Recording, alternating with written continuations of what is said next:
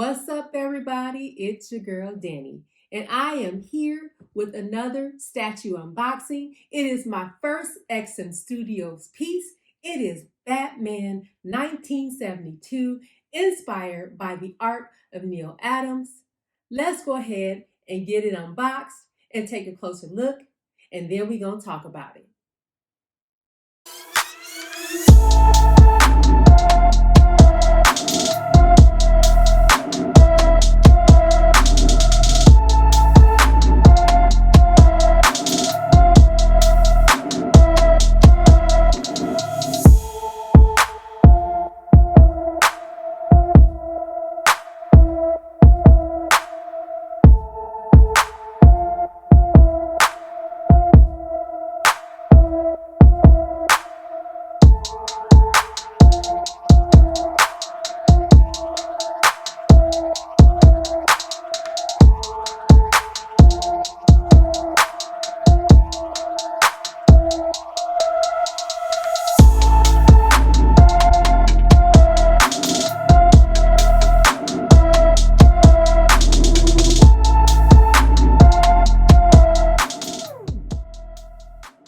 Okay, so we are going to start off by taking a closer look at the base. So starting off, it looks like we have a sculpture of a vulture, and the feathering detail looks really great.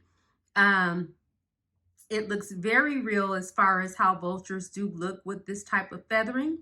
And then if we take a closer look, it looks like there's some tarnish also. So that is also an awesome detail because this looks to be like it's an older building that Batman is leaping off of, possibly like the top of a cathedral or a church even. And those older buildings were, of course, made with copper. And this is what happens to copper after it starts to oxidize. It starts to tarnish and give that green look. So that is a wonderful detail that they added here. And just taking a look at the other parts of the sculpting behind the vulture, and taking a look at the old cement and how they got it cracked as a result of like it's been through a lot of weathering, and that it's just very, very old. So this building top is very detailed. Even looking at the copper tips here, which again, that goes along with the tarnishing on the vulture in the front. It's made to mimic that this building was made with copper in it. So that's just awesome that they followed through with that little detail. And then turning it around, again, making it look old and cracked. And, you know, that's how a lot of architecture looked back then after it's been around for who knows how long.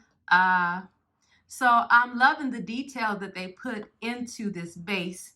So the base looks awesome. I think they did a great job on that, down to the detailing of the feathers of the vulture down here. All right, so let's move on up. So this again is inspired by Batman 241, where I believe he's actually leaping over a building or off a building, but look at the muscle definition in that leg as he's about to spring off. Wow, it's just very toned here, and you know, just another great detail of how it should look if he was leaping into action. Now, again, this portrait is inspired by Neil Adams' art, and we have those white eyes, which are very iconic on the cover of Batman 241. And I'll go ahead and show that with you guys after we take a closer look here at how that comic cover looks. But we have even the shading on his face to emulate that he has, you know, stubble or a beard. And yeah, I think this sculpt for this portrait was nailed. I love the white eyes. I love the shape of the face. It is very Neal Adams-like, along with the, pointed, uh, pointed ears at the top of the cowl. So, yeah, I think they stayed true to Neal Adams' art here. Now let's take a look here. So there is a bit of a neck seam. Wow, so that's very noticeable. But how this is displayed, you would not be looking at this statue from the top because, again, it is meant for him to be leaping. So if you're looking at it as it's meant to be displayed, you would, of course, not see that seam in the neck. So that's not going to bother me too much, but it is there for those of you that care about, having seams that are very noticeable. It just all depends on how you're going to display the piece. That'll determine if that's going to be a huge problem for you or not. So let's move on to this fully sculpted cape. And the details in this cape are amazing. The texturing, oh my goodness, it looks just like leather when you're looking at it up close. Hopefully I'm getting a good enough shot of this for you guys to actually see what I'm talking about. And it even has little wrinkling in the cape to make it look more realistic, if you can see those wrinkles right there. This cape is fantastic. And again, I think they nailed it on the details here. It looks great.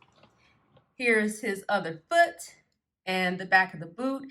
And look at the bottom of the boot, even showing some wear. And looks like they really did pay attention to the detail. The texturing of the boot, again, looks like real leather. And let's take a look here at the front boot real quick. And look at the tip of his toes, just to show the wear and that he's springing into action off of the building. So I think they did a really, really good job getting the details of the cape and his boots and the portrait all together. So I think this came together really nice. And let's see what kind of bat symbol he has here.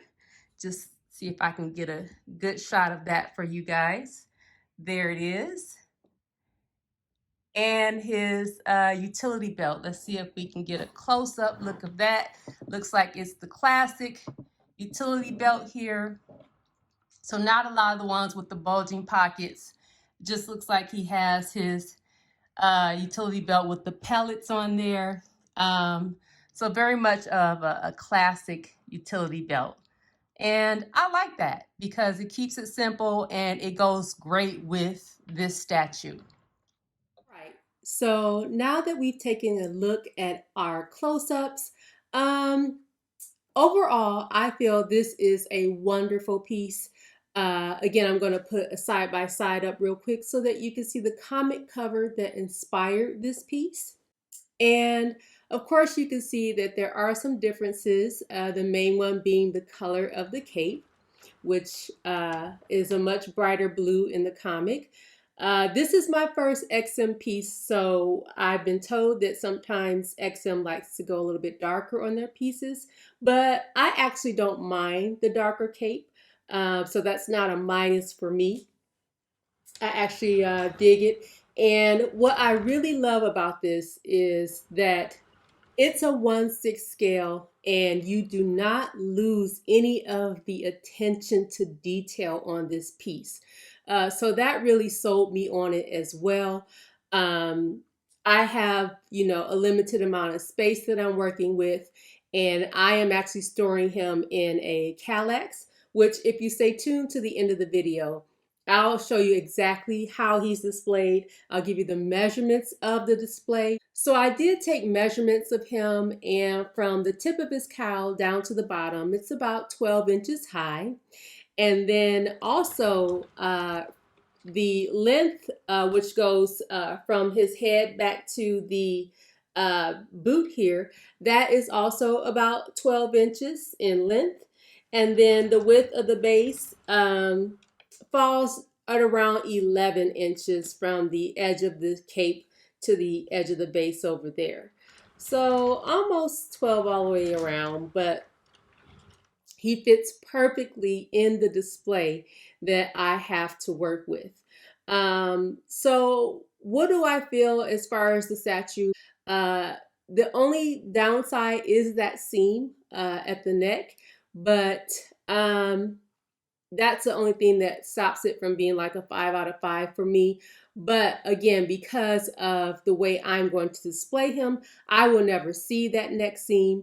But I absolutely love this piece. I absolutely love it. You guys saw the details on the close-ups, and I think that they did a fantastic job without losing any of the details based on this scale.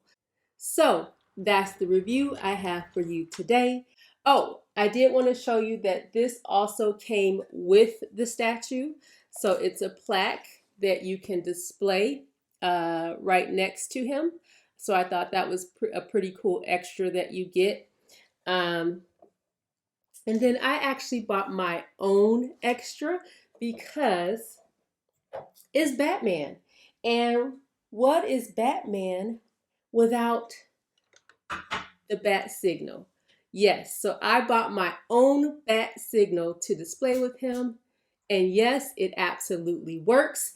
And I'll show a picture of that on how it shows up on the wall. But this will be displayed with this piece. So let's go ahead and check out that footage. And until next time, guys. Okay, so as promised, here is the display. He is on a smaller Kallax, and the Kallax measures about 13 by 15 by 13, so he fits perfect in there. I'll also go ahead and show you the side so that you can see that he fits in there very easily with no issues. He's not sticking out of the back. There's the back of it right there. As you can see, he is not visible coming through. So again, he works for the display that I have, and let's light him up. There we go. We have him in a display with some LED lights, and let's turn on the bat signal. And there we have it, guys. That's my Batman display. Again, hope you guys enjoyed this video. Otherwise, until next time, guys, take care.